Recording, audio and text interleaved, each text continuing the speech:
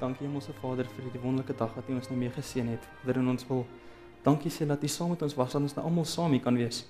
Vader, ons weet ons is min hierso, maar ons vra dat U Heilige Gees hier saam met ons sal wees, liewe Heer, en as dit U wil is, laat U mense U woord hoor. Vader, laat my asseblief verdwyn en kom na vore, liewe Heer. Vat heeltemal beheer van hierdie ding, liewe Heer, en laat U wil geskied. Vader, ons vra asseblief dat U saam met elkeen van ons sal wees, waar ons na die program op ons eie paaie gaan, en hou ons veilig op ons huis te gaan, en help ons ook om na die tyd nog steeds Bybelstudie te gaan doen, liewe Heer, en nader aan U te probeer kom. Ons vra dit in U naam. Amen.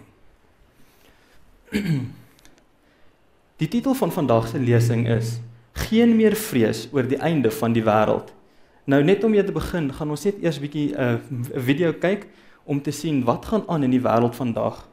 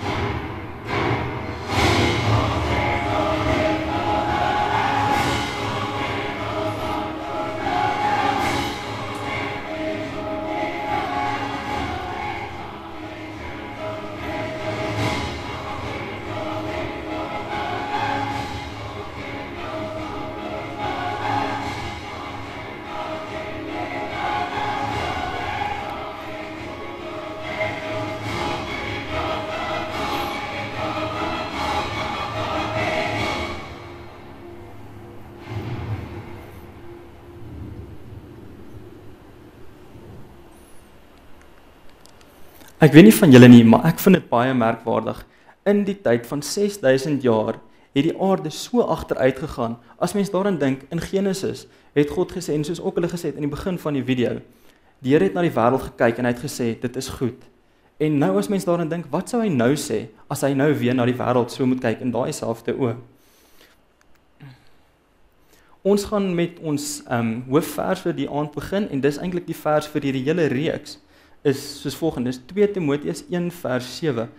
Al die verse en alles gaan op die skerm vertoon word, maar ek neig julle aan, volg in julle Bybels, laat ons nog steeds ons Bybels bietjie oopmaak. Okay, 2 Timoteus 1 vers 7, dit lees soos volg. Want God het ons nie 'n gees van vreesagtigheid gegee nie, maar van krag en liefde en selfbeheersing. Nou daai vers, wil ek hê elkeen van ons moet dit memoriseer en daai vers onthou, dat ons nie moet bang wees vir enigiets nie. En iemand het vir my hierdie vers geleer op 'n baie goeie manier. Hulle het vir my gesê, onthou, 'n vuis is krag, jou hart is liefde en natuurlik jou kop is selfbeheersing.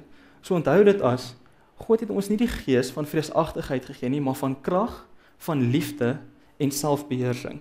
En so onthou ek dit baie makliker. Die volgende vers, dit is ook in julle studiegids, julle kan my daarso volg. Dis die eerste een wat julle kan daar invul. Lukas 21 vers 25 tot 26. Daar sal tekens wees aan die son, maan en sterre. Op aarde sal daar radeloosheid wees onder die volke, uit angs vir die gebeider van die see en sy vloedgolwe. Die mense sal beswyk van vrees en spanning oor die dinge wat oor die hele wêreld aan die kom is. En dit wys ons net, dit is wat nou gebeur. Ons is bang vir die einde van tyd. En daar sal vrees wees vir die einde van die wêreld. As julle net dink oor media in die laaste paar jaar, hoeveel movies en flieks gaan oor die einde van die wêreld? As julle net dink aan, lank terug was daar 'n movie Independence Day, en toe natuurlik The Day After Tomorrow, en die onlangse ene wat baie bekend was 2012, oor die einde van die wêreld. Nou media gebruik 2 tipes of tegnieke om te adverteer. Die een is begeerte, wat basies beteken, as jy dit het, sal jy dat kan kry. Nou, ek weet nie of julle dit kan onthou nie, maar so ruk terug het ek so advertensie gehad, waar hulle basies gesê het, as jy hierdie deodorant gebruik, dan sal jy sulke tipe meisies kan kry. En sonder die deodorant gaan jy nie sulke meisies kry nie. En natuurlik, almal het dit gekoop, want hulle wou daai tipe meisies gehad het. Val die ouens altans. En natuurlik die tweede een is vrees, waar dit is, as jy nie dit het nie, gaan jy nie daai meisie kan kry nie. En natuurlik almal wil dit hê want hulle is nou bang dat hulle nie daai meisie gaan kry nie en hulle gaan dan nie inpas by die res van die ouens wat dit nou dra nie. Meeste mense glo die wêreld gaan eindig, maar die groot vraag is hoe gaan dit eindig? Eugene Linden, hy's 'n bekende skrywer wat hy's glad nie Christen of enigiets nie, maar hy het in sy boek geskryf Die toekoms in plain sig, het hy 9 punte genoem van hoe die wêreld gaan wees in die einde volgens sy perspektief. En dit is die volgende goeders gaan ons nou lees en dis eintlik merkwaardig want dis presies hoe dit ons dit ook sien. In ineenstorting van wêreldekonomie, dit gebeur vandag, ons weet die ekonomie is besig om vinnig af te gaan. En natuurlik immigrasie van armes na die stede toe. Ons het net vroeër vanaand hierso 'n boemelaar gehad wat hy het nie werk of enigiets nie en ons kan dit sien, almal soek werk, daar is nie meer werk nie want almal is in die stede. Populasieontploffing, aardse verhitting, ekonomiese onstabiliteit, ineenstorting van die omgewing en bio-ekosisteem, water en voedseltekorte, herverskyning van ou siektes, verskyning van nuus, radikale fundamentalisme in geloof. En ons weet dis alles wat ons deesdae sien. En dis van iemand wat glad nie uit 'n Christelike perspektief af kyk nie. Nou die groot teorie van hoe die wêreld gaan eindig is natuurlik ons gaan mekaar heeltemal opblaas en iemand gaan 'n atoombom blaas en boem, dit gaan die einde wees. Of natuurlik 'n meteoriet gaan die aarde tref en dan gaan alles klaar en verby wees. En natuurlik die laaste een wat baie mense van hou is marsmannetjies. Marsmannetjies gaan ons kom haal en ons gaan slawe word vir hulle en ons gaan moet werk in die soutmyne of ek weet nie wat hulle het nie, maar dis een van die ander teorieë wat daar is en mense glo dit werklik dat hulle daar is en dat die wêreld so kan eindig. Maar ek het goeie nuus vir julle vanaand. Lank gelede het die Bybel reeds geprofeteer presies hoe die wêreld sal eindig. Die goeie nuus is dat mens nie sal uitsterf as gevolg van oorlog, hongersnood, watertekort, atoombom of selfs deur asteroïde nie. En die rede daarom is, as dit op enige van daai ander maniere gebeur, dan sou Jesus wat op die kruis vir ons gesterf het, sy opoffering, heeltemal verniet gewees het. Ons gaan weer Bybelverse lees en dit is ook in julle studiegids weer eens. En dit is Jakobus 5 vers 7, as jy dit kan volg in julle Bybels. Wees dan geduldig, broeders, tot op die wederkoms van die Here. Kyk, die landbouer wag op die kostelike vrug van die aarde en het geduld daarmee, totdat die vroeë en die laatreën ontvang het. Julle moet ook geduldig wees, versterk julle harte, want die wederkoms van die Here is naby. Moenie teen mekaar sug nie, broeders, sodat julle nie veroordeel word nie. Kyk, die regter staan voor die deur. Nou die groot vraag is, hierdie storie van die wederkoms en die einde van die wêreld, is dit eintlik Bybels of is dit net 'n teorie soos die ander wat iemand opgedink het en toe maar gedink het, okay, almal glo dit, kom ons gebruik dit, maar dis 'n populêre teorie of is dit eintlik in my Bybel? Nou ons gaan deur 'n volgende paar Bybelverse gaan en julle kan dit weer eens in julle studiegidse inskryf. Die Bybelverse, ek wil hê julle moet kyk na die Bybelverse wat daar is, dan skryf dit neer en sê ook wie dit geskryf en wie dit gesê. In die Bybel, 1500 keer word die wederkoms bespreek. En ek weet nie, dis vir my oortuiging genoeg. As dit so belangrik is dat die outeurs van die Bybel dit soveel keer genoem het in die Bybel, dan is ek seker dit het 'n groot rede daarvoor. En dan natuurlik 1 uit 25 verse in die Nuwe Testament is alles oor die wederkoms van die Here. Die eerste Bybelvers, ek weet nie of julle hom kan lees nie, maar ek sal hom vir julle lees. En hy sê, en as ek gegaan het en vir julle plek gereed gemaak het, kom ek terug en sal julle na my toe neem, sodat julle ook kan wees waar ek is. En natuurlik wie dit gesê? So enigiemand, wie dit gesê? Dit was Jesus, ja. En dan in Rigters 1 vers 14 tot 15, ek dink dit is baie maklik, jy hoef eers die vers te lees om dit uit te vind nie. Henog, wat van die 7de geslag na Adam was, geprofeteer het, hy het gesê, kyk, die Here kom met sy duisende engele. Hy sal al die goddeloses, al die sondaars straf oor al die goddelose dinge wat hulle in hulle goddeloosheid gedoen het en oor al die laaste dinge wat van hulle teen hom gesê het. Ek weet nie, maar dis klomp goddelose goeters, daai woorde daar, is te veel vir my. Maar kom, Titus is 2 vers 13 is die volgende een. Terwyl ons uitsien na die gelukkige dag wat ons verwag, op daardie dag sal die heerlikheid van ons groote God en Verlosser, Jesus Christus, verskyn. En natuurlik wie het dit gesê? Julle is baie stil vanaand. Paulus, daar's hy. 2 Petrus 3 vers 10 tot 12. Maar die dag van die Here sal so onverwags soos 'n dief kom, en op die dag sal die hemel met 'n groot gedruis verdwyn, die hemelliggame brand en tot niet gaan, en die aarde met alles wat daarop is, sal vergaan. Aangesien al hierdie dinge so aan hul einde gaan kom, moet julle des te meer vroom aan die God toegewy lewe. En ek dink daai vers sê dit als, ons moet ons lewe aan God toewy. En leef in verwagting dat die dag van God kom, en beywer julle daarvoor, die dag waarop die hemel in vlamme sal vergaan, en die hemelliggame sal brand en wegsmelt. En om te dink, ons dink altyd die son is die groot middelpunt van ons sonnestelsel, dankie, en ons sien dit as so 'n groot ding, maar tog sê die Bybel vir ons, dat God se glorie sal als laat wegsmelt, selfs die son.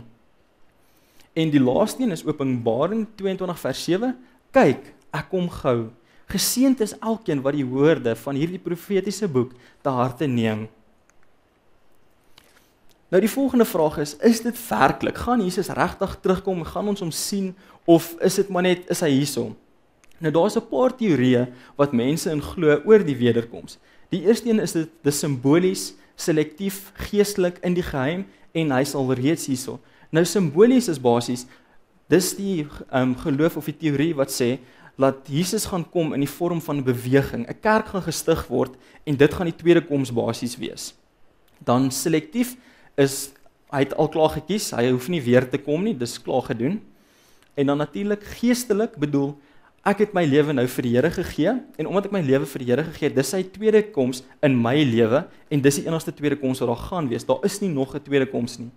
Dan is daar in die geheim, ek dink dit was so laas jaar, as ek nie verkeerd is nie, wat hulle het gesê die wegraping gaan gebeur, en as jy nie weggeraap is nie, dan gaan jy, ons is basies, wel ek wil sê, duidelik is niemand van ons wegraap nie, so ons is definitief 'n klomp sondaars. Maar, en die ander een is, dis al reeds hier, of dit het al reeds gebeur, dit gaan nie weer gebeur nie. Nou, Matteus 24 vers 24 sê vir ons die volgende, daar sal vals Christusse en vals profete na vore kom, en hulle sal groot tekens en wonderwerke doen, om as dit moontlik was, selfs die uitverkorenes te mislei. Nou, ek weet nie van julle nie, maar daai vers beteken vir my vreeslik baie, want dit sê vir my, as ek nie my Bybel baie goed ken nie, dan gaan daar mense wees wat my kan verlei, en ek moet my Bybel so goed ken en lees, dat ek kan weet wat daar staan, sodat ek kan weet wanneer hulle vals Christusse is. En Matteus 24 vers 26, en as die mense vir hulle sê, kyk, hy is in die woestyn, moet julle nie daarheen gaan nie, of as hulle sê, hy is in die slaapkamer, moet julle dit nie eens glo nie. Die koms van die Seun van die Mens sal wees soos 'n weerligstraal wat in die ooste uitslaan en die hele lugruim tot in die weste verlig. Ons gaan vanaand nou 'n bietjie kyk van oor die tweede koms, want ons het gesê ons wil nie mislei word nie, en ons wil weet wat gaan gebeur met die tweede koms en hoe gaan dit werk. En ons gaan nou 'n paar goedjies kyk wat vir jou kan uitwys wat om na te gaan kyk, maar ek neig julle weer eens aan, gaan huis toe en gaan bestudeer dit self. Okay, eerste is Matteus 24 vers 27. Die koms van die Seun van die Mens sal wees soos 'n weerligstraal wat in die ooste uitslaan en die hele lugruim in die weste verlig.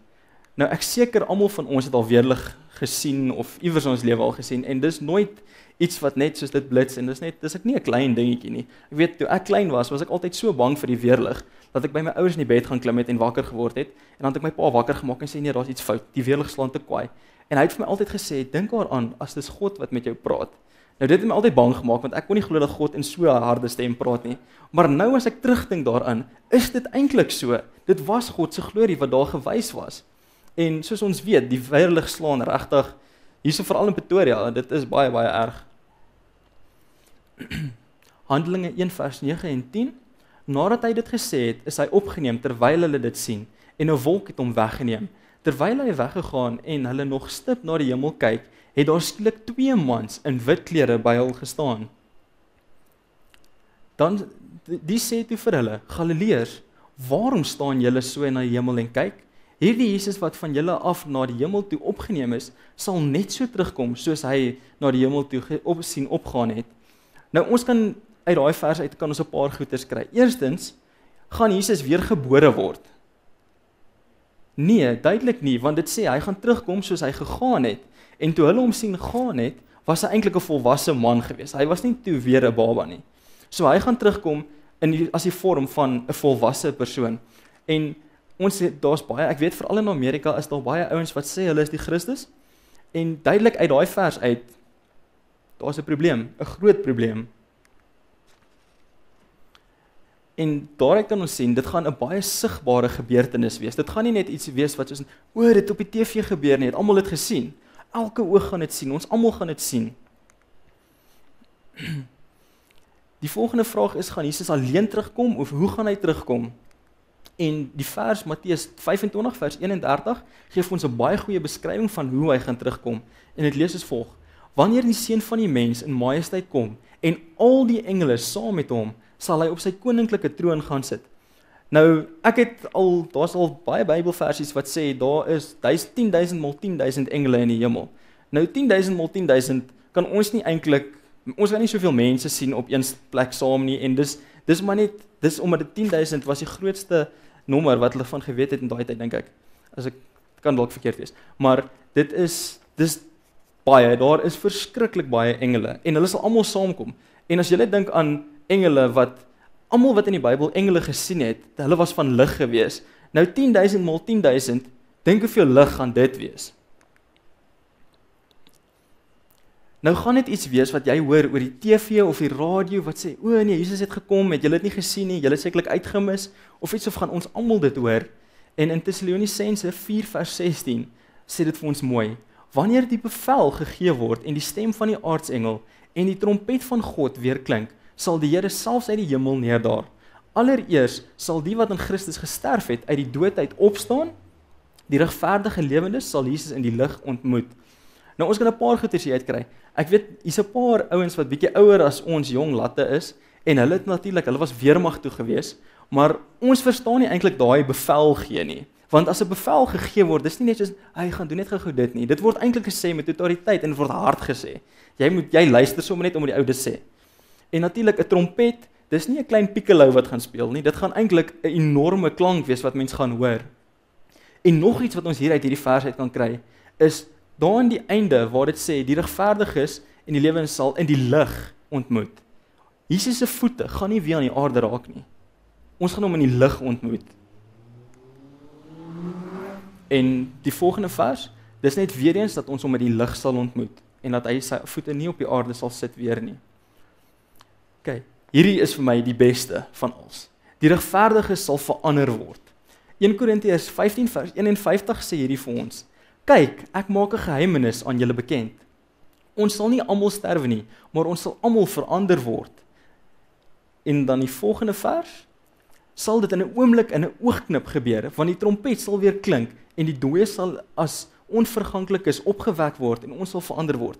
Nou ek weet nie van julle nie, maar ek sien hier's 'n paar mense wat brille dra. Ek gaan nie brille hoef te dra in die hemel nie, en ek gaan nie hoef te gaan vir laser chirurgie nie. Dit gaan net so gebeur en dan se daar. Dit gaan amazing wees. My kromneus en dan is mense nodig nie eers silikon nie. Dis amazing. Dink jy daaraan, mens moet hier op die aarde, as jy nou iets wil doen, dit vat ure en ure en ure. En hier sê die Here net, en dit gebeur net, en dit is perfek. Daar's geen fout nie. Daar's nie krom neuse nie, daar's nie ore wat snaaks sit nie. Dit gaan baie, baie lekker wees, dink ek. En natuurlik 'n groot aardbewing, soos in Openbaring 6 vers 14 sê, die hemel self het verdwyn soos 'n boekrol wat opgerol word, en al die berge en eilande is uit hulle plekke uitgeskit. Nou ons het in die laaste paar dae wat ons paar maande het ons nogal 'n groot klomp aardbewings gehad, maar as jy daaraan dink, dit het bietjie geskit en daar was water en dit was nie so erg nie as jy daaraan dink. As jy dit vergelyk met hierdie vers, die eilande gaan uit plekke uitgeskit word. Ek weet nie, ek kan dit nie in my brein verstaan hoe groot dit is nie, want dit is enorme aardbewings.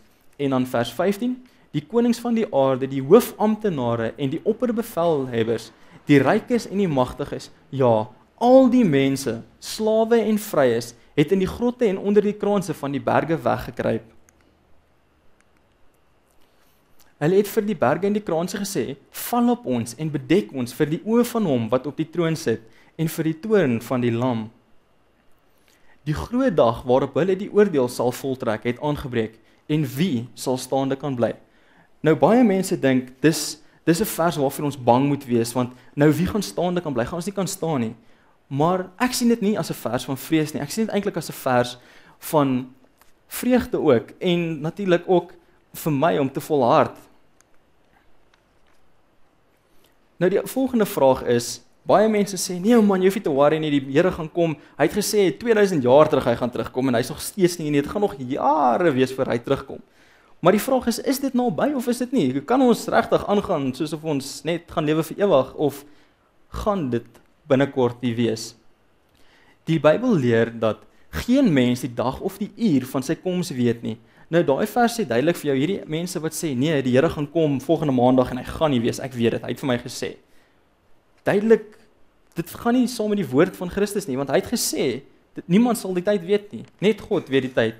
Maar dit waarsku Bybelgelowiges om op hulle hoede te wees van die tye en geleenthede rondom sy koms. Buiten die beloftes van Christus se koms, asook die manier waarop dit sal gebeur, leer die Bybel ook dat sy koms naby is en Jesus het selfs ons die tekens van sy spoedige koms gegee. Alhoewel die einde nog nie hierso is nie, het Jesus vir ons tekens gegee rondom die einde van die wêreld, sodat ons kan weet min of meer wanneer dit sal kom. En ons gaan nou 'n paar goedjies kyk wat nou in die wêreld aangaan en die tekens wat hy gegee het en hoe dit besig is om almal in plek te val. Dis 'n moeilike een om te sien daai, maar tekens in die gelowige wêreld. Soos dis wat gelowig is, wat se tekens sal vir hulle gewys word. En Matteus 24 vers 24 dui vir ons duidelik hierso aan.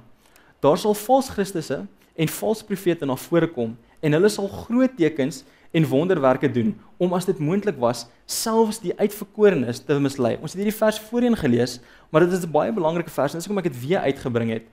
En daarso ek wil net uitbring daarso veral waar dit sê hulle sal groot tekens en wonderwerke doen.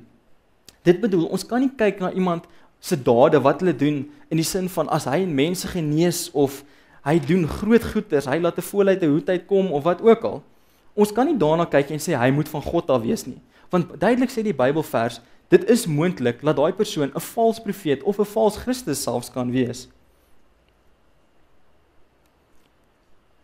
Matteus 24 vers 7 wys vir ons meer van die gebeurtenisse wat gaan gebeur na die einde se kant toe en dit gaan lees soos volg.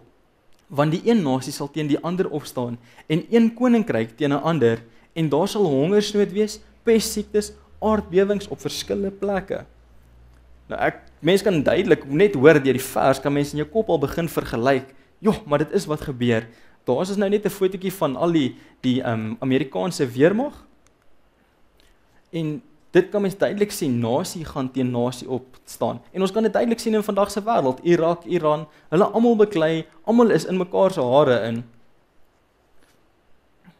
Hongersnood. Nou ons in Afrika verstaan hierdie tot 'n mate toe, maar toe ek die statistieke gekyk het, toe kom ek agter, ek verstaan dit glad nie eintlik nie. 57 miljoen sterftes per jaar. En ek is 'n paar etes voor en ons mense wat doodgaan van die honger. Ek kan dit nie eers verstaan nie. 156,000 sterftes per dag gaan hulle dood. En ons gaan aan soos of niks fout is in die wêreld nie. Ons geniet ons kos en ons eet nog vers te veel eintlik. Natuurlik nuwe pla en pessiektes en ek seker ons almal ken daai wonderlike kruisie. En ek het gedink veral as mens dink aan die pessiektes wat vandag opkom en wat ons sien deesdae. Dit is eintlik verskriklik hoeveel daar is. Aardbewings. Ek het ook gekyk na die statistieke hier weer eens en as mens kyk van voor 2000 terug, was daar 6 aardbewings wat oor die 6 op die Richterskaal gegaan het. In die laaste 10 jaar, dink dit hoeveel was daar al klaar? En dis vergelyk 90 jaar basies met 10 jaar. En dit is eintlik skrikwekkend hoeveel meer daar is. Nou baie mense stry, nee, maar dit het nie die tegnologie gehad wat ons vandag het nie en die rigterskaal was nie so bevorderd nie. Maar eintlik is die rigterskaal 'n baie eenvoudige apparaat en hy het toe al dieselfde gewerk as hy vandag werk en is nog al die pad akkuraat. Daai prentjie, ek weet nie van julle van jou van die see nie of van bote nie, maar ek wil weer eens nie op die see gaan nie. Lukas 21 vers 25 tot 26 en daar sal tekens wees aan die son, maan en sterre en op die aarde benoudheid van nasies in hulle radeloosheid wanneer see en branders dreun en mense se harte beswyk van vrees en verwagting van dinge wat oor die wêreld kom want die kragte van die hemele sal geskit word. En as mense net dink aan hoeveel tsunamies ons sien en waters wat oorvloei en allerlei goeters wat ons deesdae sien, dis eintlik baie skrikwekkend. Nou, van hierdie vers, dit was Matteus 24 vers 7, is daar een goeie ding wat ons sal moet sien voor die Here gaan kom. En dit is, die hele aarde sal van Jesus moet hoor. En dit sê dit in Matteus 24 vers 14. En hierdie evangelie van die koninkryk sal verkondig word in die hele wêreld tot 'n getuienis vir al die nasies en dan sal die einde kom. Ons het werk om te doen, want ons moet die hele wêreld laat weet, dat Jesus gaan terugkom. Die vraag is, hoe lank kan die wêreld nog so aangaan? En hoe lank gaan Jesus nog staan met daai glas? En hoe lank gaan hy ons nog toelaat om so aan te gaan? Of gaan hy terugkom binnekort? En omdat die ongeregtigheid vermeerder word, sal die liefde van die meeste verkoel. Maar wie volhard tot die einde toe, hy sal gered word. En dit is 'n baie skrikwekkende vers, daai eerste vers, waar dit sê meeste liefde van die liefde van die meeste sal verkoel. En ek weet nie van julle nie, maar ek sien dit baie in my vriende groepe en so aan. Mense is nie meer ge-worried oor die Bybel nie. Dis net nie meer 'n opsie nie. Maar ons moet altyd onthou, die Here het daar's altyd iets wat vir jou positief sal uitstaan. En hierso sê dit vir ons moet volhard. Die vraag is nie wanneer gaan hy kom of hoe gaan hy kom eintlik nie. Die groot vraag is ons reg vandag?